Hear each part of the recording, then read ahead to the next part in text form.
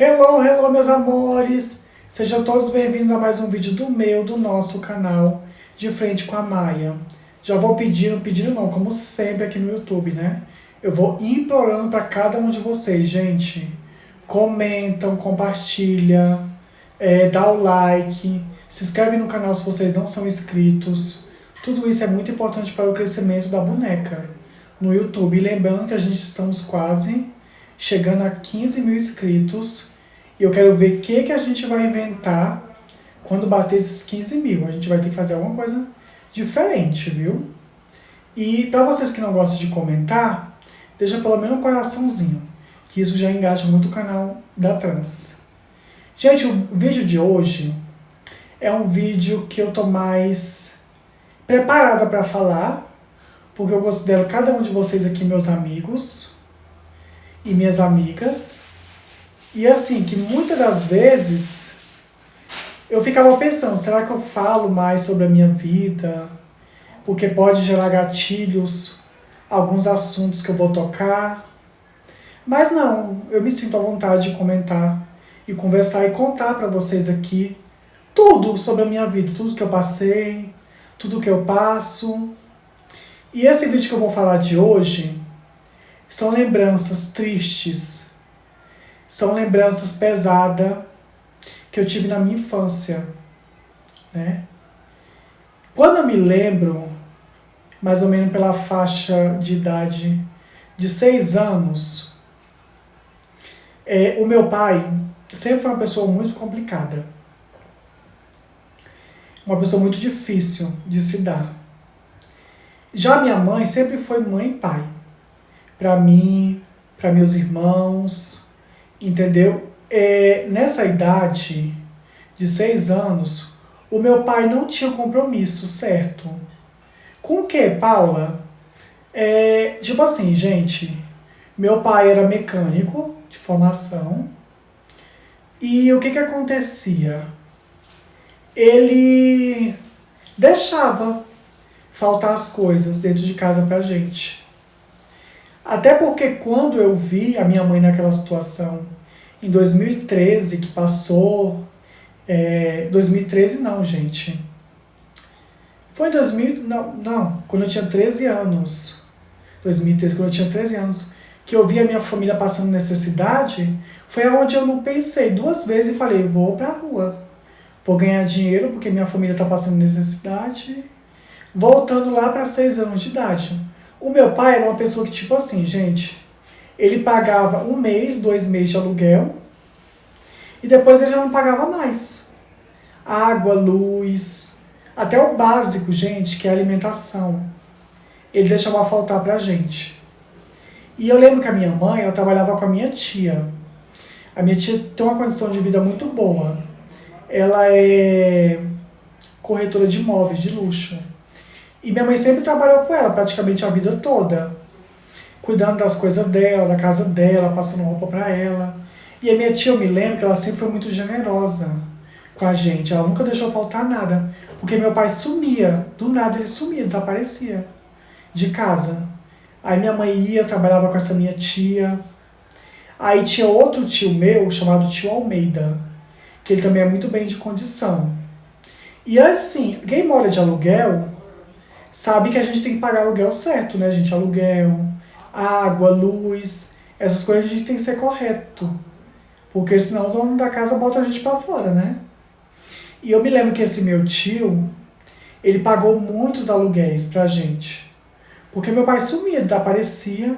E aí depois de um bom tempo que ele viu que a gente estava em outro lugar, ele aparecia, vinha quietinho, como se nada tinha acontecido, e voltava para casa. Ficava um tempo bom e depois começava a dar trabalho de novo.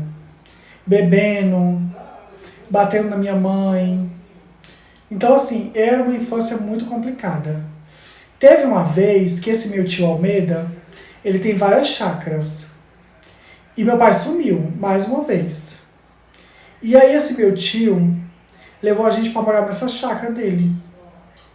Que era uma chácara... Gente, eu tenho muitas boas lembranças. Porque tinha tudo quanto é fruta. Eu curtia muito a minha infância naquela chácara. Eu e a minha irmã mais velha, Carol, o Patrick ainda era bebezinho ainda. Eu me lembro que foi. Eu não sei se foi quando Mamonas. Acho que foi quando Mamonas ou Ayrton Senna morreu. Foi uma coisa assim, mais ou menos, não me lembro. Ou a Lady Diane, que morreu. Acho que foi a Lady Diane. Foi o período que a gente morou nessa chácara, se eu não me engano. E eu e a minha irmã, a gente brincava muito de casinha. E tipo assim, o meu tio, ele falou assim, olha, eu vou aceitar vocês podem ficar aqui o tempo que vocês quiserem, mas eu não aceito o pai de vocês. O seu marido, Lu, falou pra minha mãe, né? Porque ele apronta com vocês e depois a gente tem que socorrer. E a gente, que a família, faz isso com todo amor. Mas depois ele volta, né? Como se nada tivesse acontecido. E fica ali aquele ciclo vicioso, né, gente? E aí era assim. Aí eu me lembro que esse meu tio teve que alugar a chácara dele. E aí tinha uma outra tia minha, chamada Tia Maria, que ela também é muito boa de condição. Hoje em dia ela não tá tanto assim bem mais, né? Mas ainda tem uma vida muito boa. E ela alugou uma casa pra gente morar. E minha mãe continuava lá, trabalhando com a minha tia, ajudando a minha tia. Ajudava essa minha outra tia Maria também na casa dela. Porque a casa dela sempre foi uma casa muito grande. Ela sempre teve muitos filhos.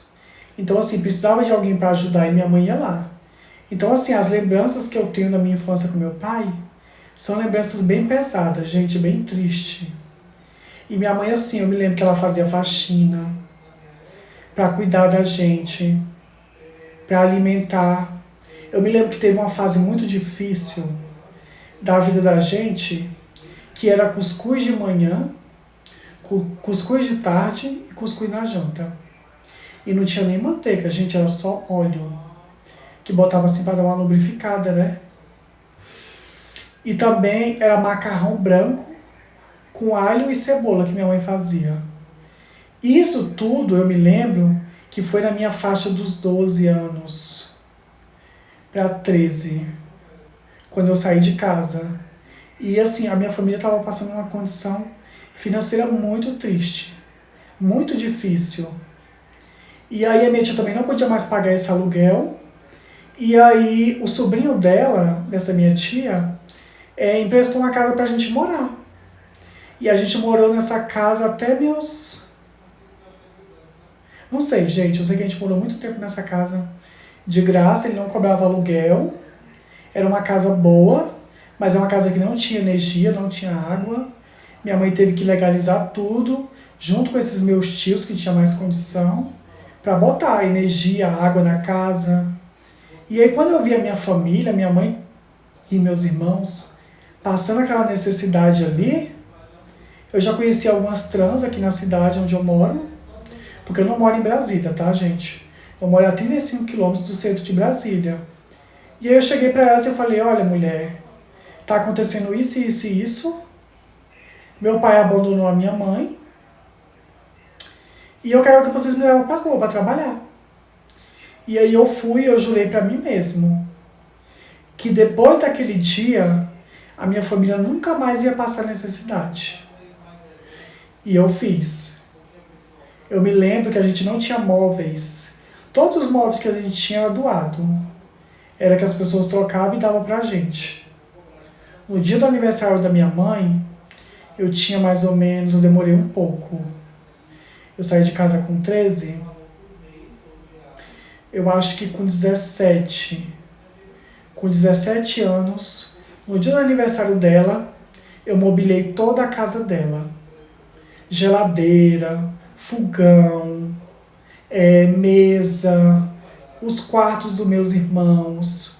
E tipo assim, sempre ajudei minha família em tudo que eu podia. Porque eu jurei pra mim que a minha família nunca mais ia passar necessidade. E tudo que eu podia fazer pela minha família, eu sempre fiz, gente. Porque hoje em dia eu fico pensando assim, será que é a lei do retorno?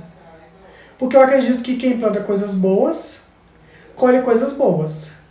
Quem planta coisa ruim, colhe coisa ruim. Então assim, não é querendo me fazer de santa, mas eu sempre fui uma pessoa do bem. Eu nunca fiz maldade para as pessoas. E o nosso meio é muito maldoso, o nosso meio trans. Então, assim, honrei a minha família e hoje em dia quem é que cuida de mim? É a minha família, né?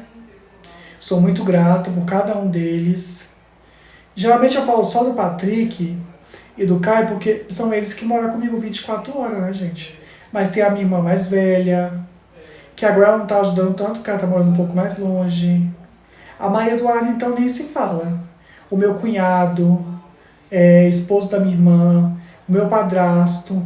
A minha mãe nunca teve psicológico para lidar com a minha situação, gente. Ela me dava comida, me dava água, remédio, mas ela nunca aceitou a situação de como eu fiquei. Eu lembro que ela chorava muito, ela falava muito. Tanta gente ruim no mundo e você é uma pessoa tão boa, por que foi acontecer logo isso com você? Aí eu lembro que eu falava assim, mãe, é coisa de Deus. É coisa que não foi feita pra gente entender. Foi feita pra gente aceitar, mas graças a Deus, mãe, eu tô viva. Então, vida que segue. Então, assim, as lembranças que eu tenho do meu pai, gente, não é lembranças boas. Principalmente quando eu me lembro que ele me batia muito. Quando ele percebeu mesmo que eu era gay na época, né? Gente, ele me batia muito, me espancava praticamente, né? Então, assim, as lembranças que eu tenho dele não são lembranças positivas, não tenho ódio, queria muito saber o que aconteceu com ele, se ele está vivo, se ele está morto. Perdoaria? Perdoaria. Eu perdoei até a cafetina, que mandou fazer um negócio comigo, mandou me dar o tiro. Só que eu não queria ele perto de mim, né? Mas eu queria muito saber, tinha muita curiosidade para saber se ele está vivo, se ele tem outra família, se ele está bem, né? Eu tinha essa curiosidade, tenho até hoje. Mas assim, gente, a minha mãe sempre foi uma mãe e pai. Então, assim, é por isso que eu peço muito para Deus. Que eu vá, que eu parta, primeiro que todas as pessoas que eu amo da minha família. Mas quem sabe disso é Deus, né? Deus que sabe de tudo. Porque eu não sei se eu vou saber lidar com a perda da minha mãe, dos meus irmãos, dos meus sobrinhos, dos meus tios, temos que são bem próximos. É uma coisa que a gente nunca está preparada, né? E é uma coisa que só Deus sabe. A certeza que a gente tem é que a gente vai morrer um dia, né? Ninguém sabe quem vai primeiro. Então o vídeo de hoje foi um vídeo mais de desabafo, contando um pouquinho de dificuldades da minha infância. Mas esse período da chácara foi um dos momentos mais felizes que eu me lembro da minha infância. Eu me divertia muito, brincava muito, sabe? Então eu espero que vocês tenham gostado do vídeo, viu, meus amores? Então curta, comenta, compartilha. Se inscreva no canal se vocês não são inscritos, que tudo isso é muito importante, viu? E me segue lá no Instagram também, @paulamaia, tudo junto. Paula com 2A e Maia com 2A. Até o próximo vídeo do meu e do nosso canal de Frente com a Maia. Amo cada um de vocês.